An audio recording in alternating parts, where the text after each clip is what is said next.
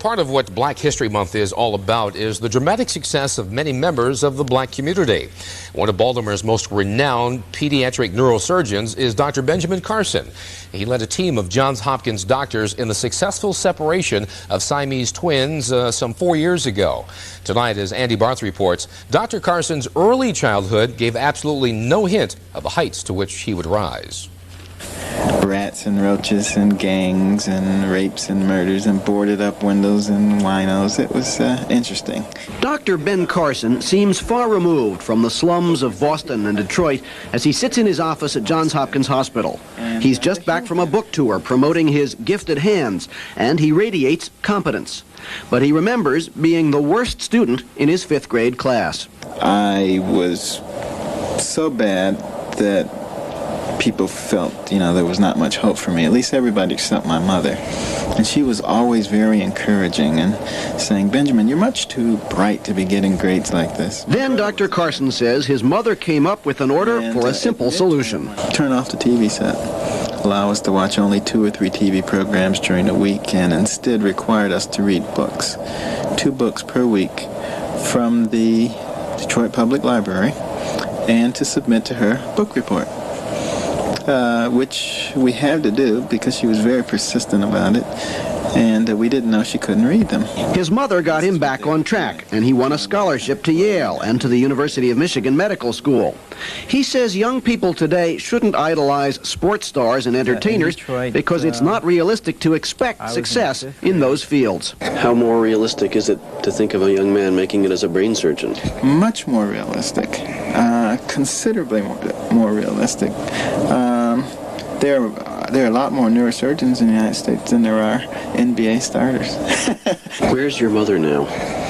I'm glad you asked that question. My mother lives with us now. She did teach herself how to read, got her GED, went on to junior college and became an interior decorator. And Andy Barth, Channel 2 News. Smoking may be bad for your health, but it may be just the cure for Maryland's economic ills. Good evening, everybody, and thank you for joining us. Lawmakers in Annapolis are working right now to raise the cigarette tax while at the same time making it harder to buy cigarettes. The idea is to raise millions of dollars for Maryland. Our Annapolis Bureau Chief Lou Davis joins us now live from the Capitol with more. Lou? Beverly, we've got some real mixed feelings down here. Legislators want to keep cigarettes out of the hands of teenagers, but at the same time, they want to sell those smokes so they can balance the budget. The idea is to make it more difficult for youngsters to buy cigarettes. It's already illegal for anyone under 18 to buy them, but they do. I see a lot of people at first it starts off just smoking on weekends and after school, and then it's every day, and then it's between classes. A lot of the population in the school smokes. Why? For a lot of them, they think that when they're nervous, it calms them down, and after school, it's like a good way to get their frustrations out. The target of one proposal is the vending machine. Anti-smokers say that the machines make it too easy for teenagers to buy cigarettes. There is a proposal to ban them and at the same time raise the cigarette tax. We know that people generally start smoking when they're very young. We're interested in preventing them from starting smoking in the first place. We believe that government shouldn't regulate, that there should or should not be vending machines, that the primary responsibility should be on the minor who is smoking the cigarette and is doing so illegally, and the parent of that minor. Those who want to increase the state tax on cigarettes say it will keep young people from buying them. Lawmakers say it will also help to balance the budget.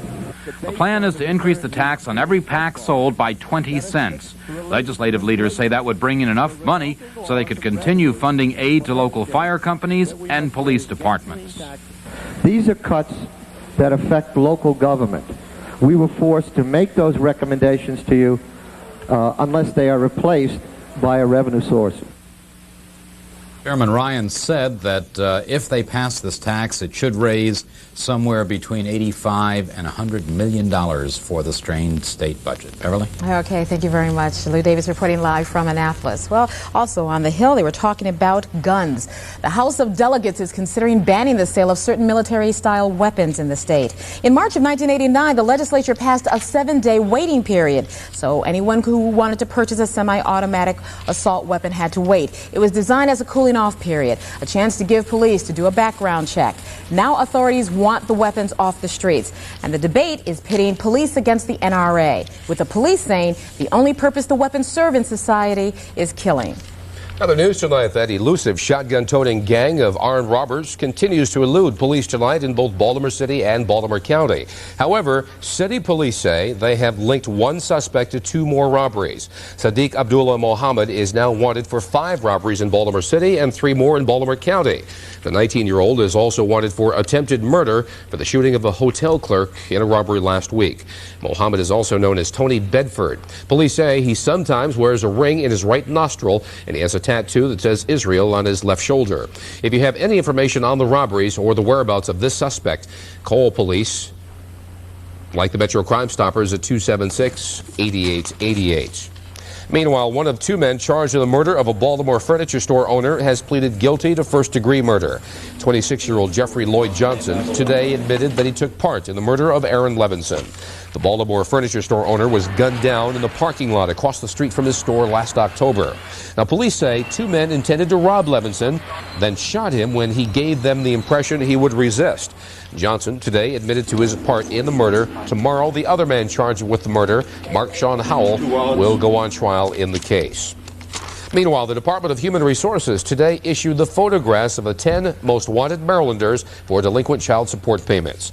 Of those last seen here in the Baltimore area, they are 44-year-old Dennis Walters, who owes close to $20,000, 32-year-old Myron Warren, who has 2 children and owes $13,000.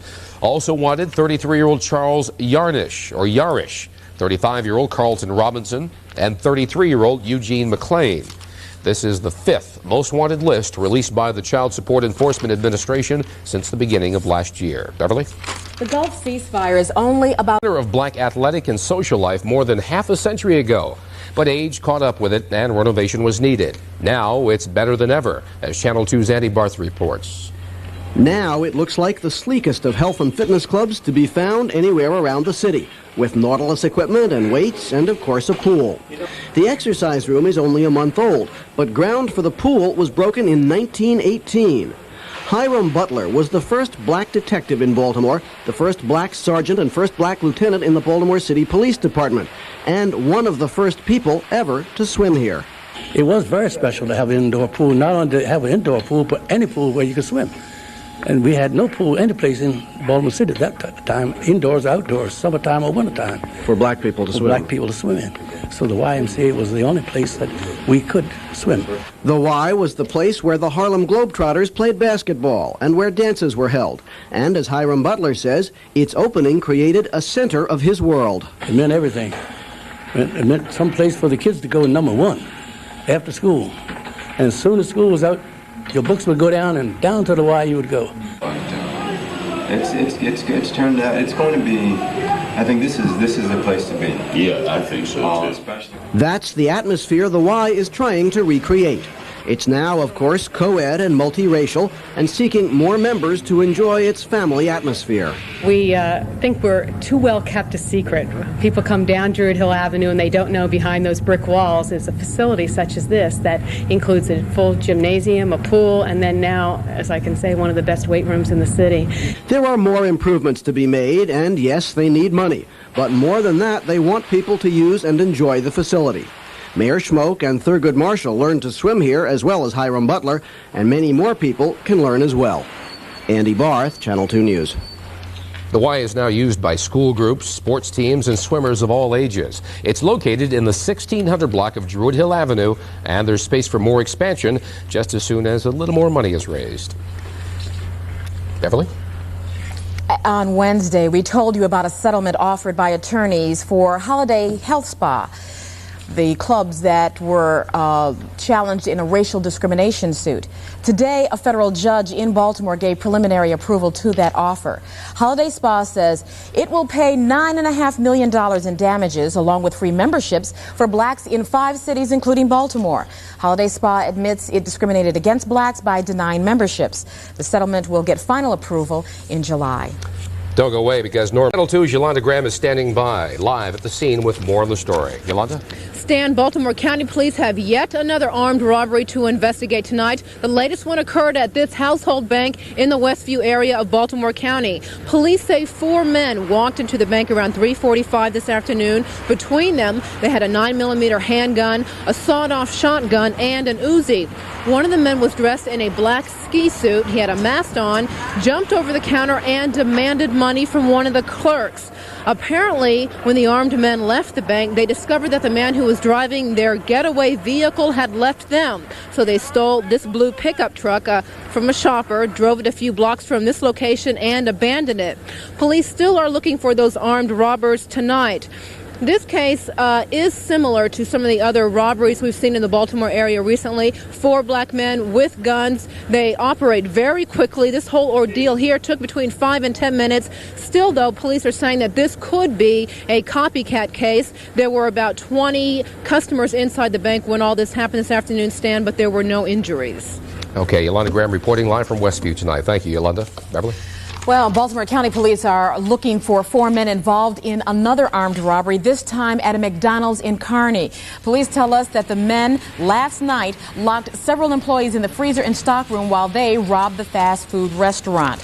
No one was injured and the 4 men got away. Police say these men fit the description of the gang that has robbed several businesses in Baltimore City and County. Baltimore County Police also have released this picture. It's of a suspect wanted in connection with 3 robberies, including the one in which a Pikesville motel manager was shot last Thursday. He is Sadid Abdullah Muhammad, alias Tony Bedford, and he has been charged with attempted murder and armed robbery. If you have any information about Muhammad, you are asked to call Metro Crime Stoppers. The number is on your screen, 276-8888. Turning now to